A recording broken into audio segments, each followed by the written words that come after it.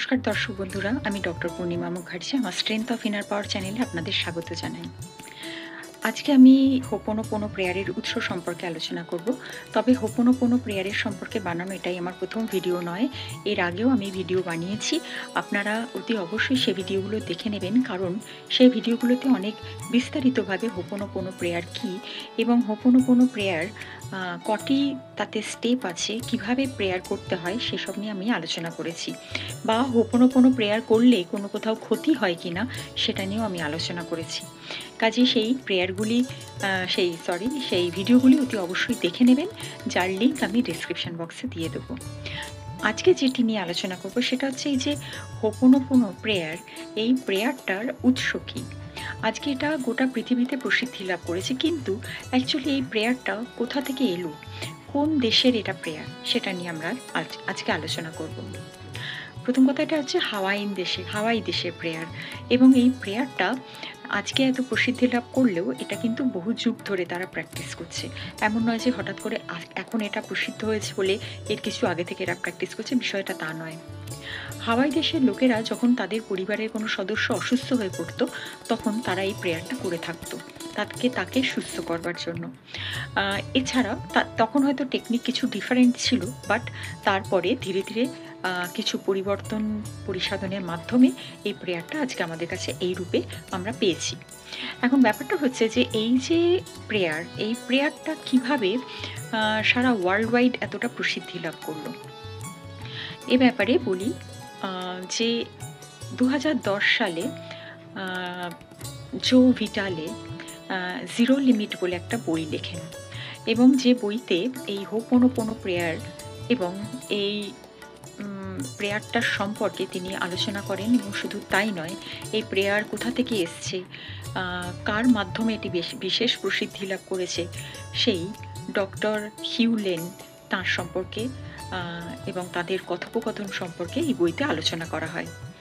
এবার আমি এই বইটি থেকে কিছুটা বলি যে তিনি ডক্টর জো ভিটালে এই বইতে ঠিক কী লিখেছেন। তিনি লিখেছেন যে তিনি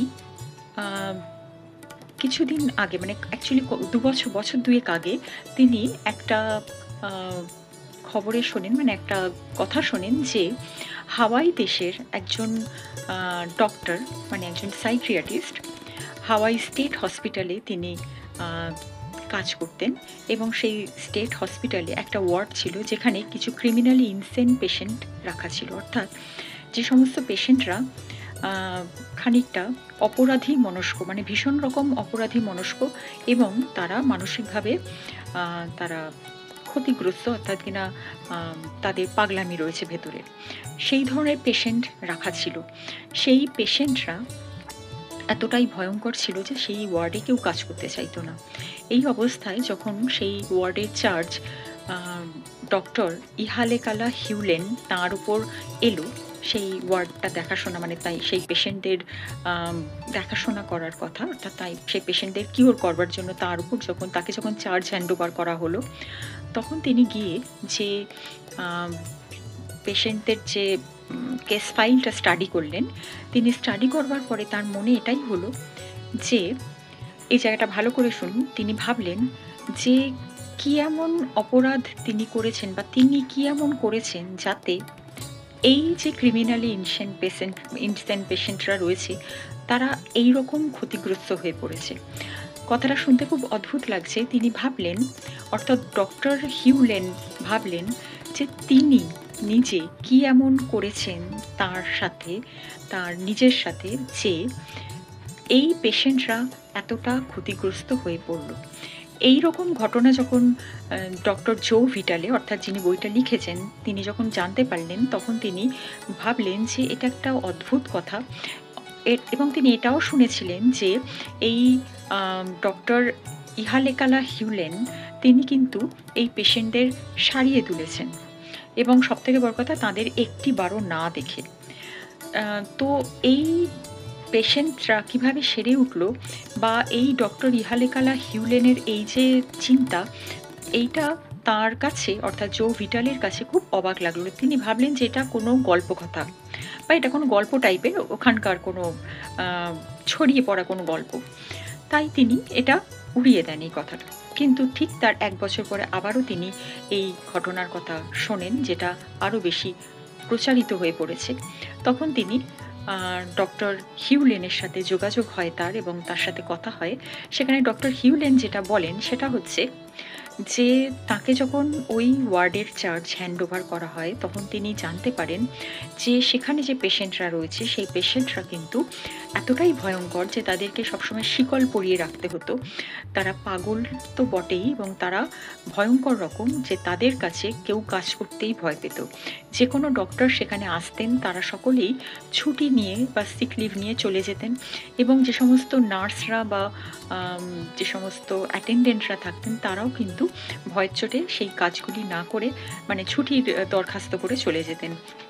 তো সেই সময় তিনি মনে করেন যে তার মধ্যে তিনি কিছু একটা গন্ডগোল করেছেন, মানে অর্থাৎ কিনা ডক্টর হিউলেন তার নিজের মধ্যে এমন কিছু করেছেন, নিজের সাথে এমন কোনো ভুল অপরাধ করেছেন, যার জন্য এই ক্রিমিনালি ইনসেন পেশেন্টরা ক্ষতিগ্রস্ত হচ্ছে। এবং তারপরেই তিনি তার নিজেকে কিওর করবা বা নিজেকে সেলফ হিলিং প্রসেসে মন দেন, এবং তার কিছুদিনের মধ্যেই সবথেকে অদ্ভুত ব্যাপার, সেই ক্রিমিনালি ইনসেন পেশেন্টরা সম্পূর্ণভাবে সুস্থ হয়ে যায়, এবং তাদেরকে সেই মেন্টাল অ্যাসাইলাম থেকে মুক্ত করা হয়, এবং তারপর ধীরে ধীরে তারা স্বাভাবিক জীবনে ফিরে যায়। এখন এটা কিভাবে হয়?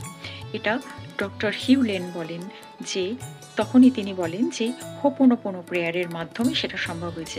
এখন এই হোপোনোপোনো প্রেয়ারটা কি? হোপোনোপোনো প্রেয়ার কি সেই সম্পর্কে আমি বললাম যে আমি আমার এর আগের ভিডিওতে আলোচনা করেছি, বাট আমি এখানে একটু ভিন্নভাবে বলি, যেটা ডক্টর হিউলেন বলতে চেয়েছেন।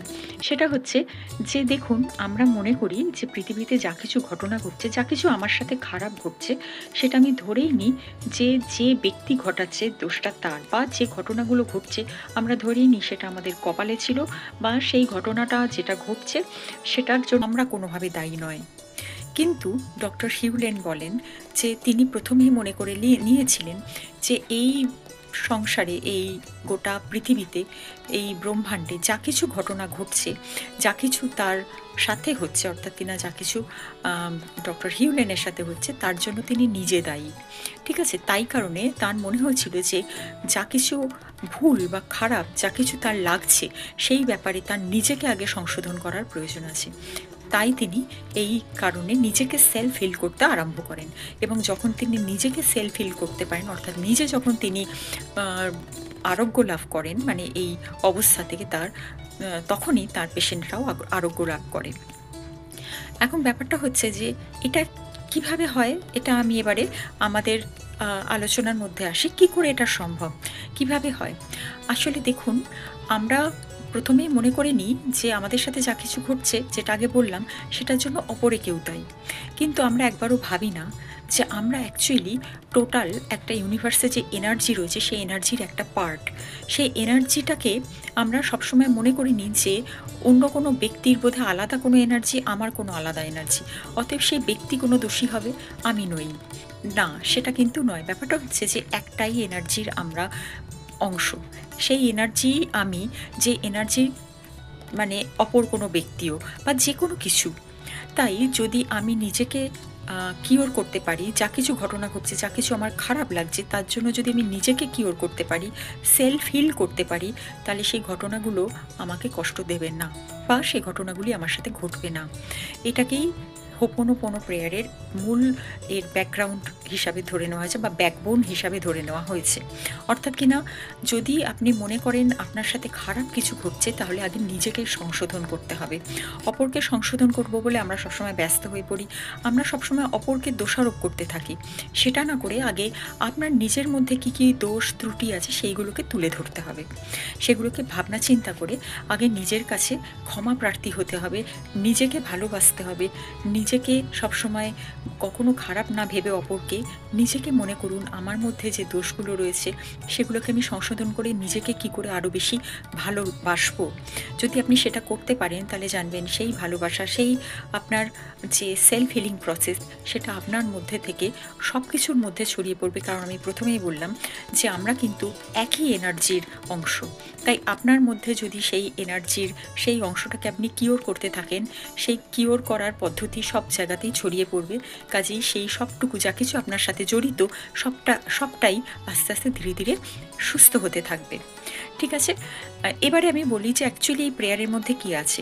এই প্রেয়ারের মধ্যে মাত্র 4টে স্টেপ আছে। 4টে স্টেপ কী কী না, প্রথমে বলা হবে আই অ্যাম সরি, মানে আমি দুঃখিত। তারপরে হচ্ছে প্লিজ ফরগিভ মি, মানে আমায় ক্ষমা করে দাও। তারপর হচ্ছে থ্যাংক ইউ, মানে ধন্যবাদ। তারপরে স্টেপ বা লাস্ট স্টেপ হচ্ছে আই লাভ ইউ, মানে আমি তোমাকে ভালোবাসি। এখন এটা কার উদ্দেশ্যে বলা হবে? দেখুন, এটা বিভিন্ন ক্ষেত্রে বিভিন্ন উদ্দেশ্যে বলা হয়। ডক্টর হিউলেন যেটা করেছেন সেটা নিজের উদ্দেশ্যে করেছিলেন। অর্থাৎ কিনা, যেহেতু উনি প্রথমেই বলেছেন এটা সেলফ হিলিং প্রসেস, তাই নিজেকে হিল করবার জন্য বলেছিলেন। উনি নিজেকে এই কথাগুলো বলেছিলেন। অর্থাৎ আপনি যদি নিজের হিলিং চান, নিজে ভালো থাকতে চান, তাহলে নিজেকে আগে বলবেন যে আপনি মনে করে নেবেন যে আপনি বলতে থাকুন যে আই এম সরি, মানে আপনার সাথে যা কিছু খারাপ ঘটনা ঘটেছে তার জন্য যেন আপনি নিজে দায়ী। এর পরের স্টেপে বলছেন যে প্লিজ ফরগিভ মি। এই ফরগিভ মি কথাটা কাকে বলছেন, কার কাছে ক্ষমা চাইছেন? নিজের কাছেই চাইছেন। মানে এতদিন যে আপনি নিজেকে সেলফ হিল করেননি, আপনি যে নিজেকে এতটা কষ্টের মধ্যে রেখেছেন, তার জন্য আপনি প্রথমেই নিজেকে দুঃখিত বলেছেন এবং তারপর বলছেন কি যে আমাকে ক্ষমা করে দাও। নিজেই নিজেকে বলছেন যে ক্ষমা করে দেওয়ার কথা। তাই যখন নিজেই নিজের কাছে দুঃখিত এবং ক্ষমা চাইছেন, তারপরেই বলবেন যে ধন্যবাদ পরের স্টেপে। কেন না, আপনি মনে করে নেবেন যে এতদিনের যে গাফিলতি হয়েছে, যে আপনি যে ক্ষমা চাইছেন এতদিন পরে, সেই ক্ষমাটা যেন আপনি নিজেই নিজেকে করতে পেরেছেন এবং আপনি নিজেরকেই বলছেন ধন্যবাদ। এবং তারপরেই বলবেন যে আই লাভ ইউ, মানে আপনি নিজেকে ভালোবাসেন, সেই কথাটা বলবেন। তো এই ভালোবাসার কথাটা নিজেই নিজেকে বারবার বলতে থাকুন। কেন? কারণ আমরা বারবার নিজেদেরকে এটাও বলতে ভুলে যাই, সত্যিই বলতে ভুলে যাই যে আমরা নিজেরা নিজেদেরকে ভালোবাসি, অর্থাৎ নিজেকে আমরা কতটা ভালোবাসি। এই জিনিসটা যবে বলতে আরম্ভ করতে পারবেন, নিজের কাছে ক্ষমা চাইতে যখন করতে পারবেন, মানে ক্ষমা যখন চাইতে পারবেন, তখন থেকে কিন্তু আপনার সেলফ হিলিং প্রসেস স্টার্ট হবে। এবং কি জানেন তো, আমরা সবসময় মনে করি না, যেটা বললাম যে অপরকে দোষ দিয়ে লাভ নেই। কারণ আমরা জানবেন গোটা বিশ্ব সংসারে আমরা একটাই এনার্জি, একটাই আমি। এটা আমরা হয়তো হাওয়াইন দেশের প্রেয়ার হিসাবে শুনছি, কিন্তু আমরা যারা ভারতীয়, আমি তো বাঙালি, আমরা যারা ভারতীয়রা রয়েছি, তারা কিন্তু আমরা জানি ভারতীয় সভ্যতাতে, সংস্কৃতিতেও একটাই কথা বলা হয়েছে যে সোহং ব্রহ্ম, আমি সেই ব্রহ্ম, অর্থাৎ আমি সেই পরম ব্রহ্মের একটা অংশ, এবং বা আমি পরম ব্রহ্ম। তাই যা কিছু ঘটনা ঘটছে তার দায় আমার। তাই যদি যে কিছু ঘটনা আমাকে দুঃখ কষ্ট দিচ্ছে, তার দায় নিজের কাছে নিয়ে নিজেকেই যদি বলি আমি দুঃখিত, নিজেকেই যদি বলি আমায় ক্ষমা করে দাও, এবং তারপর নিজেকে ধন্যবাদ জানিয়ে নিজের ভালোবাসা নিজের কাছেই ব্যক্ত করি, সেই ভালোবাসা শুধু নিজের কাছে সীমাবদ্ধ থাকে না। আমি যখন পরম ব্রহ্ম বা আমি যখন গোটা এনার্জির নিজের পরিচয় দিচ্ছি, তখন সেই ভালোবাসা সমস্ত কিছুর মধ্যে ছড়িয়ে পড়বে এবং কোনো কিছুই কিন্তু তারপরে আর আপনাকে কষ্ট দিতে পারবে না, বা কোনো কিছুই আর খারাপ থাকবে না, খারাপ লাগবেও না আপনার।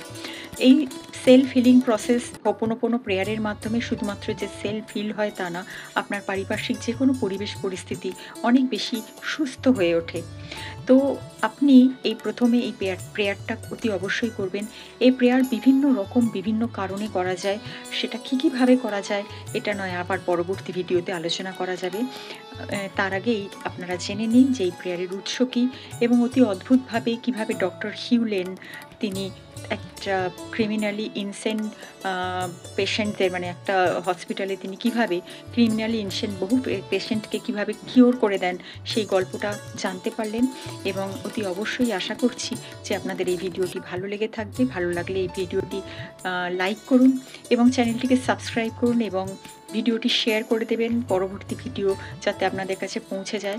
সেজন্য আমি চাইবো যে আপনারা চ্যানেলটিকে সাবস্ক্রাইব করে দিন এবং আপনাদের জন্য আমি প্রেয়ার করব। অতি অবশ্যই ভীষণভাবে ভালো থাকবেন। ধন্যবাদ।